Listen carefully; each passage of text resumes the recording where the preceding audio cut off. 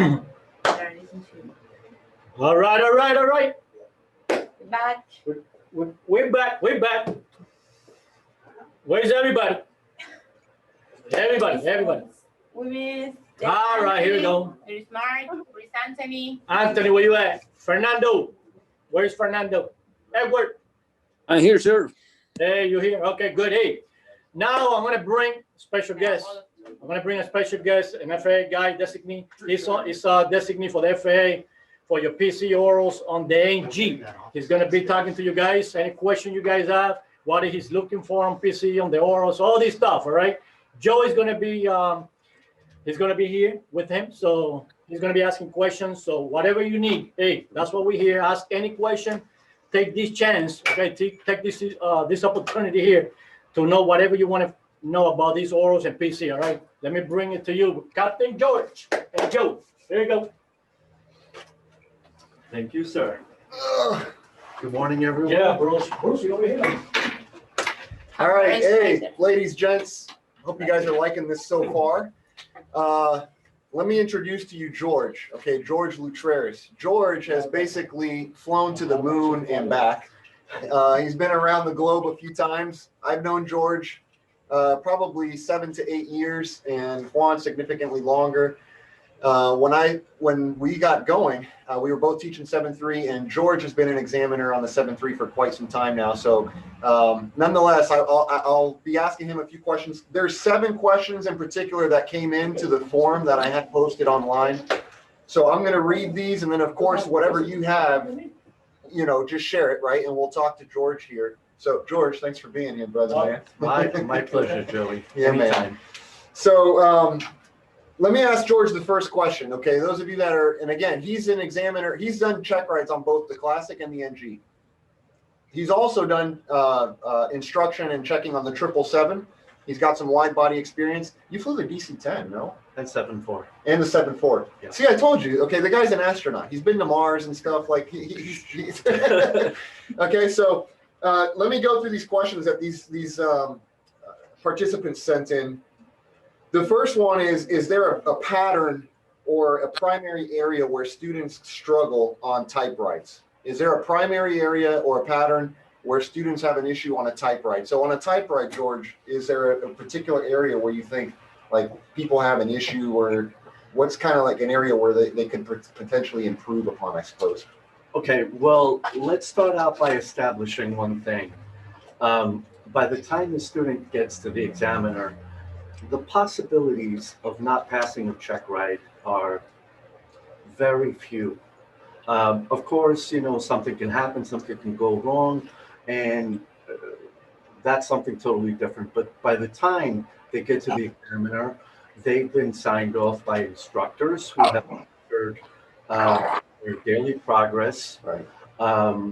They met and have demonstrated all the procedures, all the maneuvers, everything to the best of their ability, and also have convinced the instructors that they're going to do a good job.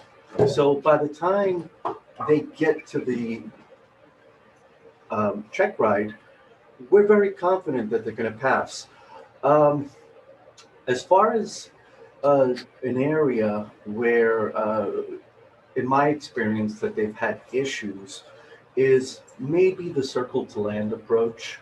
Circle to land approach. Hey, can you guys hear us okay? Can you hear George when he speaks? You hear everything? Okay, very good. So circle to land. I'm sorry, George. Yes, and that just because it's a very involved approach. Yeah. So, but you know, through repetition, we're able to overcome the barriers of that. But I would say that it tends to be an area where several have struggled. Yeah. So and I would agree with that. The circle to land, for those of you that are watching that are going to be doing a type rating out of your own pocket and you're paying for it at a training center, you will have to do a circle to land approach, because part of acquiring the PIC type at a 142 center is completing a circle to land. If you're completing a type rating at an airline, you likely will not do a circling approach, but then your license will have a circling restriction. So if you're doing a training, a type rating event sponsored by a carrier that whom has hired you, you will likely not do a circling unless, of course, that's part of the op spec, and then they'll potentially get it off your license. Of course, they would have to at that point, right? But usually you don't do a circling if it's at a carrier, versus if you're paying it out of your own pocket at a 142 training center, in which case you would. And by the way, if you're, depending on where you want your career to take you, like if you want to go to China, you're going to need to get the circling restriction removed. Yeah, they frown. A lot of airlines and specifically different countries frown on any kind of limitations on the license. Yeah. So what we do get a lot of is people coming to us to do the circling removal. The circling removal, which is a program inside of a 142 Academy where you can go and get that restriction off. It's typically a very condensed course, 1 or 2 days. It's a ground school segment with which sometimes can even be combined in a briefing, and then you just go into a simulator and do it. So, okay, very good. What do you guys have so far? Anything? I'm going to move on to question 2, but please interrupt us here if you have any questions. These are all our guys and gals over here, some of which don't have the camera on. If you have a camera and you feel the need to turn it on, do so, and we'll smile with you. All right, I'll go to number 2.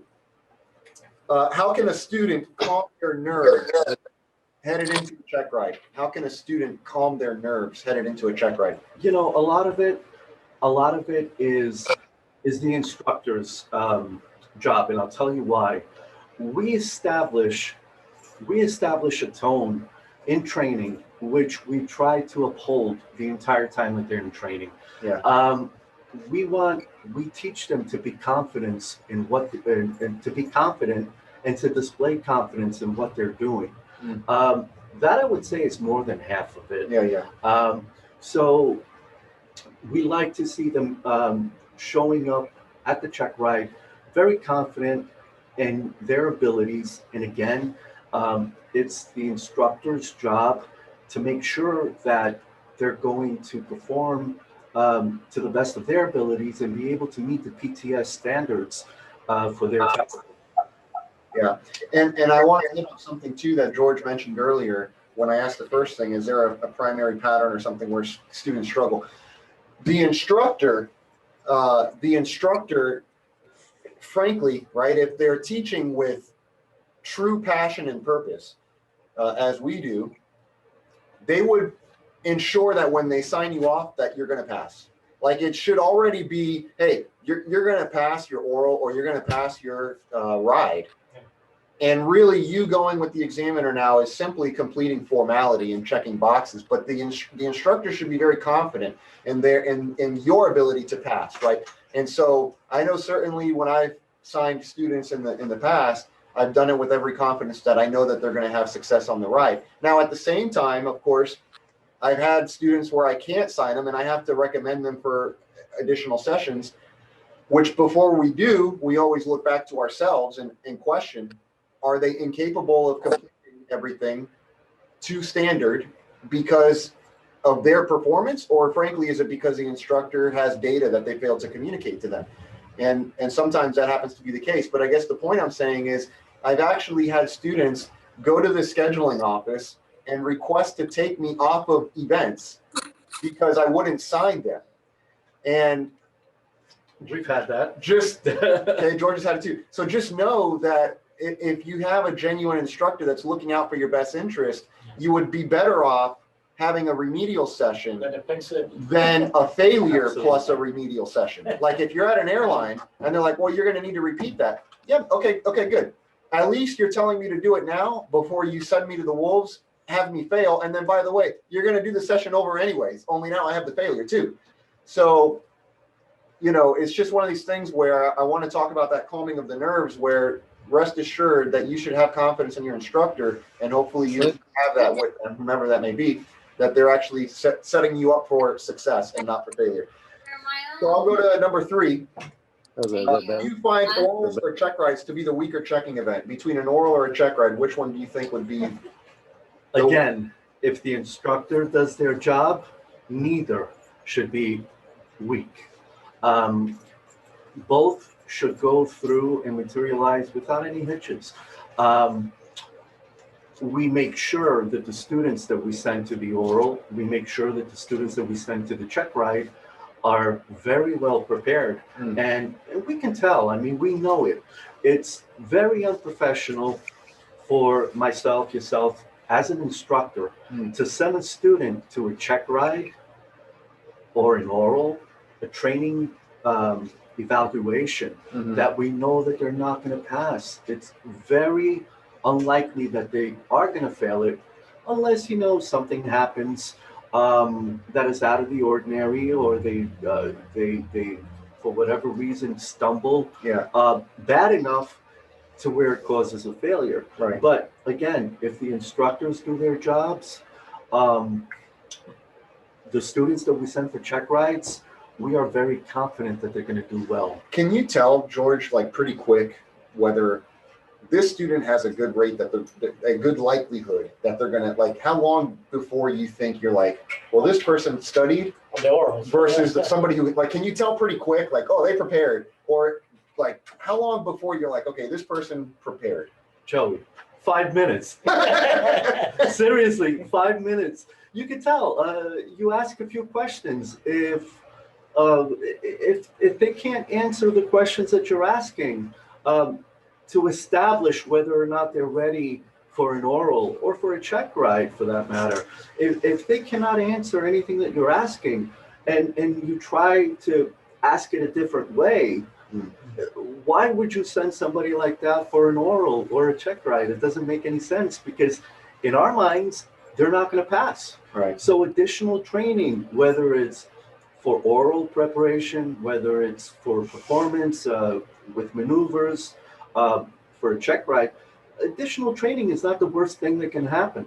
Yeah. It's the best option that can happen, because having done the additional training and we see the improvements that we need to see, now we're confident that they can go to the check ride and pass it. Yeah.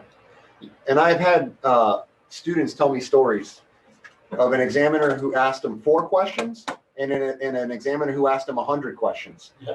And they're like, well, how come this guy asked me 100 and this guy asked me 4? And I said, well, he probably wanted to make sure that you can answer 75% of the questions. So if he asks you 4 and you answer 3, you're there. If he asks you 4 and you haven't answered anything, he's got to ask you 100 to get 75 right. So, I mean, a lot of it takes, like, how competent and confident are you in not only the lights and switches and the systems discussion, which you want to be able to hold a healthy conversation on, not just memorize a switch or a light. And then, of course, the memory items and limitations, which are effectively the tone setters, at least in my opinion. Absolutely.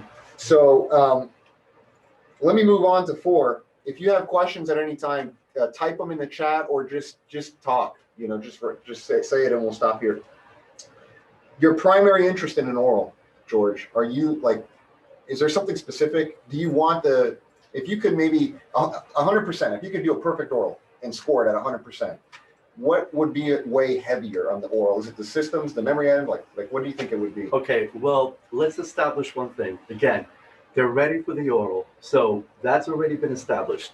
Their instructors have signed them off, and they have demonstrated that they can pass the written, which comes before the oral. They have demonstrated that they know the memory items 100%, the limitations 100%. Okay, those there is no variance on. Those we are required by the FAA to demonstrate 100%. And then systems, lights and switches, and that sort of thing. Yeah. So again, we're limited to what we can oversee or look the other way on. Once the student has demonstrated this proficiency, the oral is nothing more than a formality. Yeah. Memory items, limitations. Okay, this is something we say 100%. over and over. Yeah. George just said it. There is no variance. You either know the limitations in which you can operate the airplane, what the envelope is, or you don't. And if you don't, you can't operate the airplane. I mean, it's just as simple as that. So if you set a good tone, because the memory took the words right out of my mouth. The oral is it's your first experience with the examiner, if you set the tone that you know what you're talking about, you know your limitations, your memory items 100%, your lights and switches, you're able to answer systems questions, guess what? In the examiner's mind, you're establishing that, you know what, this guy, this girl is serious about this. They're studying. They know what they're supposed to know. So already you're giving a very good impression of yourself and your work ethic. Yeah. You know, a which lot, is very important. I think a lot of people may not realize, but when you go into an oral, to a check ride, to an interview, okay, much of your role as being the person in the hot seat is you should understand that it's your job to handle the perception control of the other side. Absolutely. Perception control is everything here. You understand that? So what do I mean by perception control, Joe? What I'm saying is, how is the examiner perceiving me? How is the person delivering the interview perceiving me? Are they perceiving me as the long-term value add proposition? Or are they perceiving me as the student who hasn't studied and frankly, I don't think you should fly our passengers or our freight. There's maybe a better choice out there. And in today's market, there's plenty of choices. Yeah, nobody's going to want to hire the applicant that just barely squeaks by. That's not somebody they want to hire and put in their cockpit and want to trust to fly their airplanes. It's a bad thing.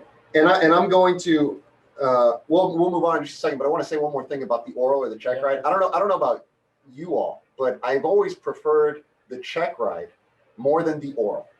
Do you prefer the oral or the check ride? I've always preferred the check ride more than the oral. And I sit down and think, why is that? Because I think that resonates with a lot of us, where we prefer to get it. Like once you get the oral done, you're like, oh, okay, well the oral's good. Now I can just go to the sim and fly, right? And so, but why? And I think you all can chime in, correct me if I'm wrong. I believe that in the simulator, when you do the check ride, you're back in your comfort zone, operating the airplane and not explaining how the airplane operates. Okay, so let's break that down and understand that, right? Sure. On a day-to-day basis, on a day-to-day basis, what do you do? V1 rotate, positive brake gear up, 400 feet heading select, 1,000 feet M1, but like you're doing procedures that are required to operate the airplane, which are the same procedures that are required in a check ride. So you're at home. You drive your car daily. You don't study how the engine works daily. You drive the car, right? You operate it. So you operate the plane daily, but you don't study how the plane operates. And of course, in the oral, it's the exact opposite. We're not operating the plane right now, but rather we're talking about how does the plane operate.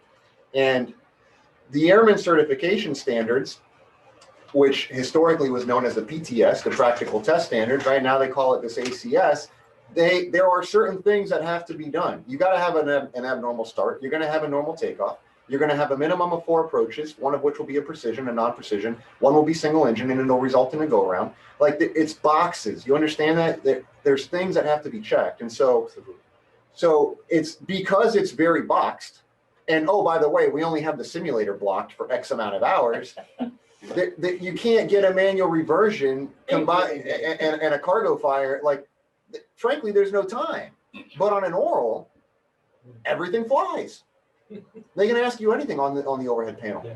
And not only can they ask you everything, they're asking you everything, which is outside of your comfort zone. Where's your comfort zone? Back in the cockpit, operating the plane, not talking about how it operates.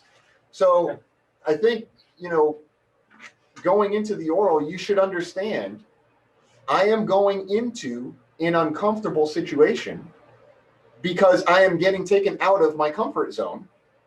So confront the fact that you're getting taken out of your comfort zone and don't shy away from it. It's like the musician. Those of you that don't know, I'm a drummer, right? Am I going to practice the same piece of music that I know how to do really good because it's fun? Of course it's more fun, but then I don't expand anything or grow as a musician, right? So I want to go and play something that is more difficult that I'm not as good at. That's the only way you're going to grow. So if systems, quantum, when we come back from lunch, we'll probably start hitting on electrics and pneumatics and that kind of thing. If electrics is your weak point, and it is for a lot of people because electricity is the non-tangible and visible. So because I can't see it, right, it's a lot more difficult to comprehend. Don't go study hydraulics because you feel good there, right? Study what you don't know because that's ultimately the direction you're headed. So let me go to the next question, all right? George's time is valuable. All right, so let's see. Number 5. I think I'm on number 5. Number 5. Number 6, I think. Well, okay, here we go. When would you stop an oral? When do you say, George, forget it, man. It's time to This stop. guy's a clown. This girl, just let's get out of here. When do you stop it? Okay, again, we are required, FAA, to evaluate certain things on the unit. As Make we- sure the microphone is muted, by the way. If you make sure you mute it. You can mute it too, Charlie. I'm sorry. Go ahead. No problem. If they demonstrate that they don't know the memory items and the limitations 100%, I am committed right there and then to stop the oral. And I've had to do it once. Unfortunately, we have no leeway with that. If they score less than 80% of the questions that we ask, we have to stop. Yeah. We received emails here from somebody who signs up. Hey, I just subscribed. I got your gold package. What video should I start with? Do you know your memory items and limitations? Well, I'm going through them. Okay, start with no video then. Don't watch any of them. Because if you don't know memory items and limitations, don't go look at systems. Like prioritize. He just said, if you don't know memory items and limitations, which is where you have no leeway, then there is no systems discussion. So, you know, it's like when you're in your training program, there is a point, depending on your training footprint. Hopefully your airline structure is not where they have you studying systems and procedures at the same time. But there are some training programs I've seen where you're studying systems, here comes the oral. You haven't yet done the oral, and now you're starting fixed-based sim, which means now you have deviated attention from systems, memory items, limitations, and now you're actually looking at procedural elements and callouts. And so the focus starts to shift a little bit, and people get confused. Should I be looking at how to load an FMS and what the callout is on a normal go-around, or should I be studying memory items and limitations? Well, you should realize what the next roadblock is. The next roadblock is the oral, and if you don't pass the oral, you're not going to the sim anyways. So, I mean, that should answer it. I'll just leave it right there. Put priority where it needs to go. Absolutely. You can't run before you learn to walk. Yeah. So no sense in studying something that's of no value to you at this present moment if you don't know the basics. Yeah. So let me go with number 6 here. Okay. Based on your experience, George, what is the difference between someone who did exceedingly well and someone who did not? When you find somebody who did like, wow, this person really paid the training program justice, it's evident that they studied, versus somebody who's like, okay, with like you clearly don't take your career very seriously. So what do you think differentiates those two people? We can usually spot them a mile away, because somebody that puts the time and effort into studying is going to show it. And conversely, somebody that does not put the time and effort into studying is going to be full of excuses.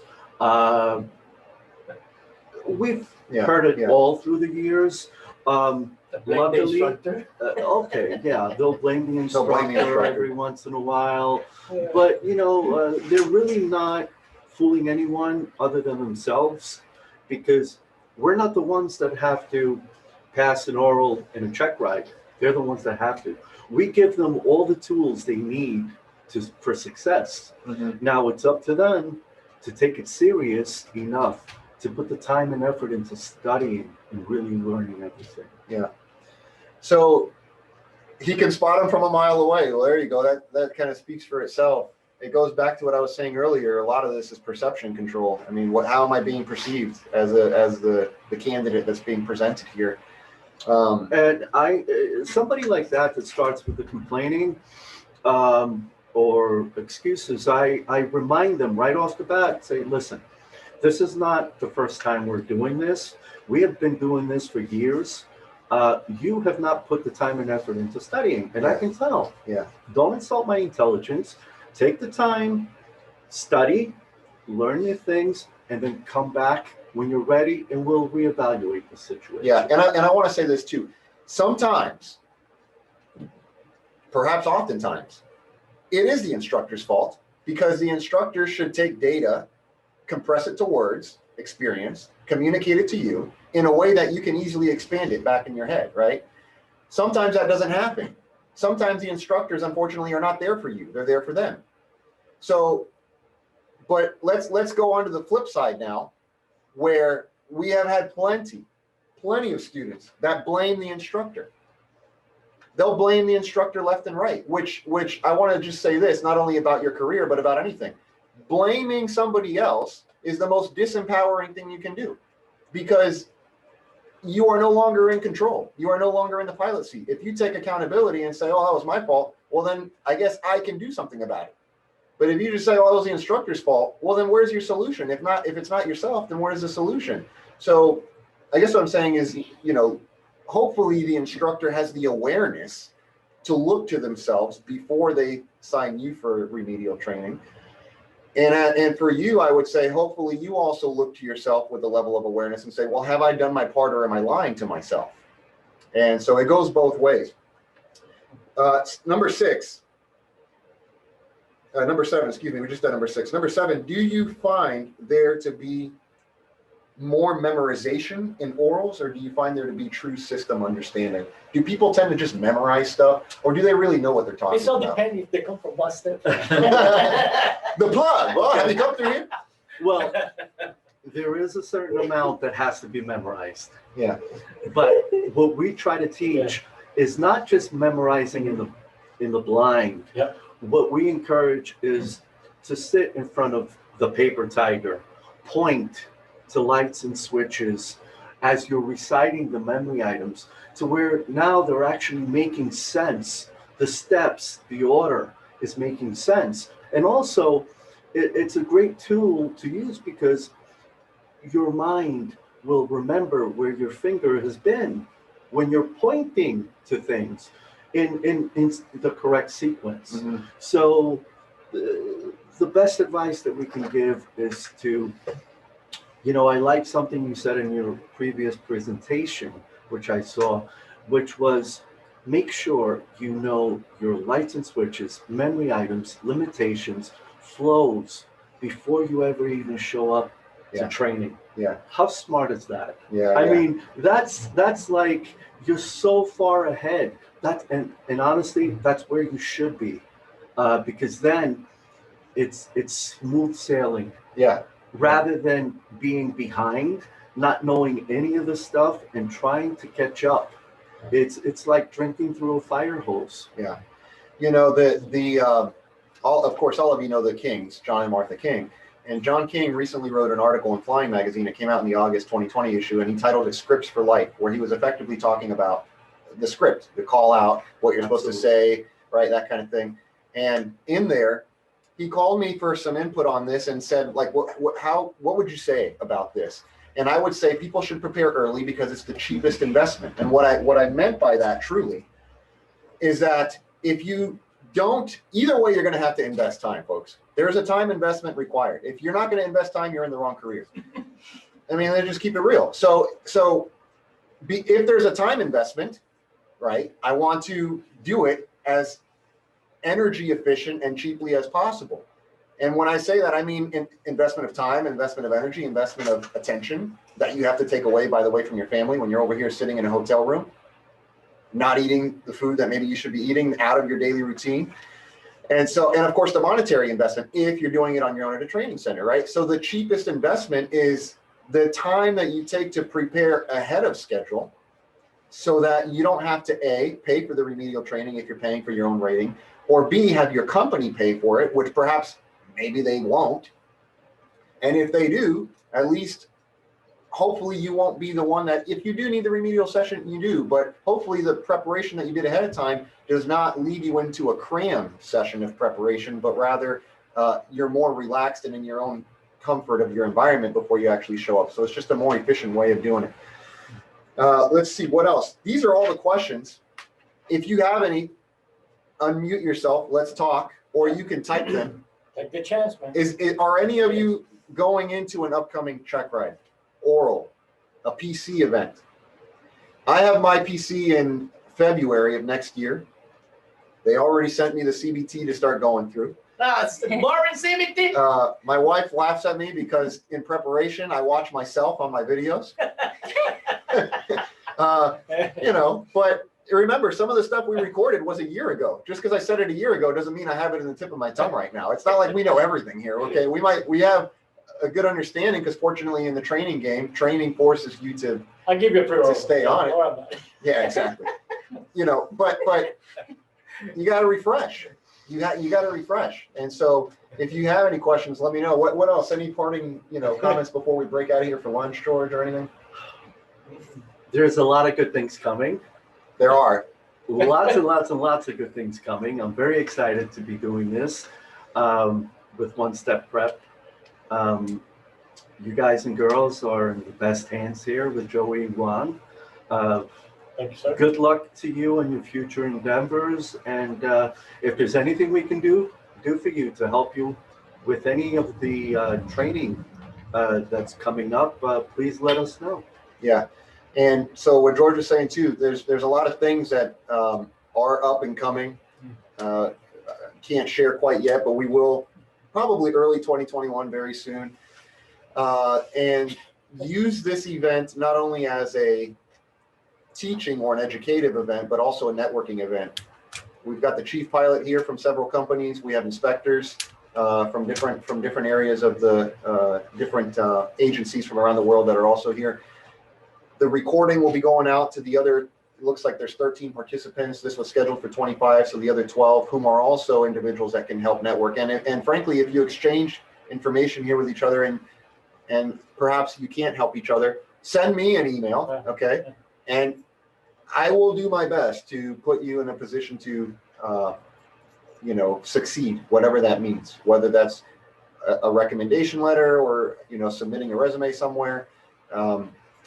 And of course, assuming I know, I can't say you can fly a perfect steep turn if I've never seen you fly, so I won't do that, but I'll certainly do my best to help you out as much as we can. So with that, we'll break out of here. Thank you, George, a million for doing My this. pleasure. Any final closing Any other comments? question? We're going to break out of here for lunch.